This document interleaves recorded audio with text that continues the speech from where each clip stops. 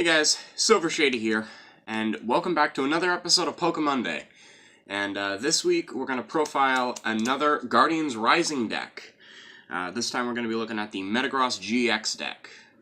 I had wanted to take a look at the Volcanion Turtonator list. Still kind of working out the kinks with it, and not to mention, this is one of those decks that people really haven't been paying much attention to. Me personally, it was one of the GXs that I myself kind of brushed off when I first saw it, being that it's a stage 2, but I wanted to profile that out for you. Anyway, I thought of a build and I built it, whatever. Point is, Metagross GX. We're going to run a 4-1-4 Metagross line. A buddy of mine went to the pre-release that was yesterday, as of this recording, and he managed to pull those, so I traded those off him.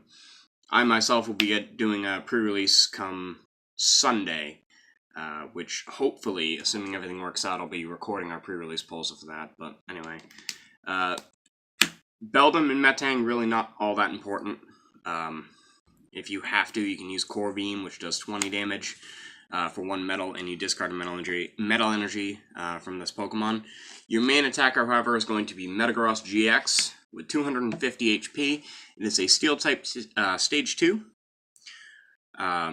Its ability, Geotech System. Once during your turn, before your attack, you may attach a Psychic or a Metal Energy card from your discard pile to your active Pokemon. And you can do that per Metagross you have in play. And that's honestly, that ability is what makes this deck so good. We'll get more into that later, but its attack being 2 Metal Energy and a colorless Giga Hammer for 150 damage, and this Pokemon can't use Giga Hammer again next turn. So it's essentially Blizzard Burn, but Metal type, and 10 less damage. And then lastly, we have Algorithm GX for 1 colorless energy, allows you to search your deck for any 5 cards and put them into your hand, and then shuffle your deck afterward. Very, very powerful to use if you really need that setup. 9 times out of 10, you won't even need to use it, though. Onto our support, we run 4 copies of Talonflame. Initially, I had gone with the standard 2-2 Tapu Lele Shaman line, and I had a couple more Metang in here. After some playtesting, I noticed not only was the deck not consistent enough and was mulling a lot, but the Metangs really weren't that useful. So I decided to take out some of that and put in 4 Talonflames, and since I've done that, the deck has become a hell of a lot more consistent. So, just a very good thing to have. Again, Talonflame, its ability Gale Wings, if you get it into your starting hand, you can play it down as your active Pokemon. And then for 1 colorless energy, Aero Blitz for 40 allows you to search your deck for any 2 cards and put them into your hand, and it has a free retreat cost, which actually does come into play. Then we do still run our standard 2 Tapu Leles, just because it's such a good card, and then 1 copy of Shaman for draw power. I still run the 1 copy of Shaman even with the Talonflames, as if you don't get the Talonflame, Shaman does actually come in handy. And that is our Pokemon lineup. This deck does mull a lot, so you're going to notice that if you do decide to play it. Just something to keep in mind.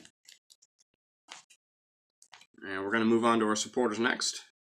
We run 3 copies of Professor Sycamore, 3 copies of N, 1 copy of Lysander, 1 Lily, 1 Kukui, 1 Skyla, and 1 Olympia. For the most part, this is all pretty standard. The lines are a little bit thinner than I normally would have them. The only real techie one is the Olympia, as that 3 retreat cost, if you absolutely need to, you can actually use the Olympia to retreat, and then just switch back into the same Metagross you just had up. It's not often you'll have to do that, which is why it's only a 1-of, but when you do have to do it, that Olympia does really come in handy. Onto our stadiums. We run 2 copies of the new Altar of the Moon Stadium. This one is pretty self-explanatory. The retreat cost of each Pokemon, both yours and your opponent's, that has any Psychic or Dark Energy attached to them is 2 stars less. So Metagross gets cut down to a 2 retreat cost, or a 1 retreat cost, and everything else in the deck has free retreat. if it has a psychic energy attached to it. Mostly you're going to be using this early game. Late game, it doesn't really matter, which is why we only run the 2 copies. Any more than that I found has clumped, so I don't want to really run much more. And it should be noted there are about 5 different stadium options you can choose for this deck that are all viable. There's Altar of the Moon, Altar of the Sun you can use as well if you notice a lot of Volcanion. Parallel City, if you're noticing a lot of Mega Ray, you can use that. Steel Shelter is another one you can use if you're noticing a lot of special condition decks. There's just so many good choices. Reverse Valley is another one if you don't see a lot of dark in your area and you want to boost your defenses. This deck just has a lot of stadium choices. Silent Lab is another one. But I went with Altar of the Moon for the mobility. As for our tools, we run 3 copies of the Choice Band. I did have Floatstone in here initially, and once I swapped over to Altar of the Moon, I added that to try to get a little bit more OHKO potential, as this will bump that 150 up to a 180 number, allowing you to take knockouts on most EXs. Alright, and on to our items. We run 4 copies of Ultra Ball,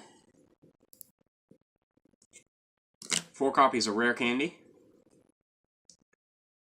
we run 3 copies of Max Potion, and for all you OCD people out there, yes, there are 3 different arts. Enjoy. Because I'm that much of an asshole. 1 copy of the new Field Blower, 1 Super Rod, 4 Versa Seekers, and 1 copy of Switch. Now to give a couple of explanations, I think the big one's probably going to be the Max Potion. The main draw of this deck, as I said, was Metagross's ability. I said I'd get into that a little bit later. But essentially, Metagross having 250 HP is just a big, bulky body. So, you swing for 180, they hit you back, let's say they do 240 damage, the most you can get without getting knocked out yourself. You Max Potion all that away, and then Geotech all 3 energies back onto yourself, with 3 Metagross in play. It gets gross. Once you get multiple Metagross into play, it gets a little disgusting. I'm not gonna lie. Alright, and then we're gonna round out our list here with our energy count.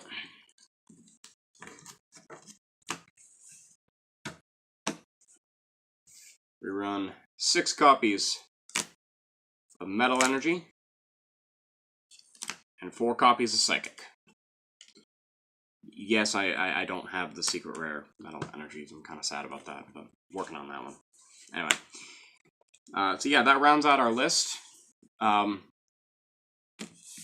don't really see this deck being hugely competitive. This is, again, just one of those decks that I built for fun, which it did its exact purpose. I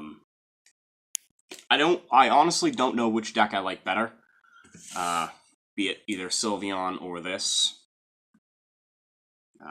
Just based on the fact that both of them, once they get going pretty good.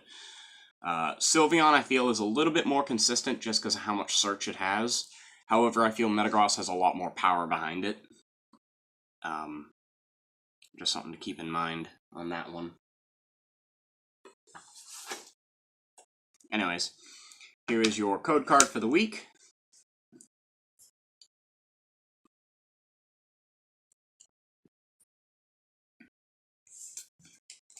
Anyways, thank you guys so much for watching. We'll see you in the next one.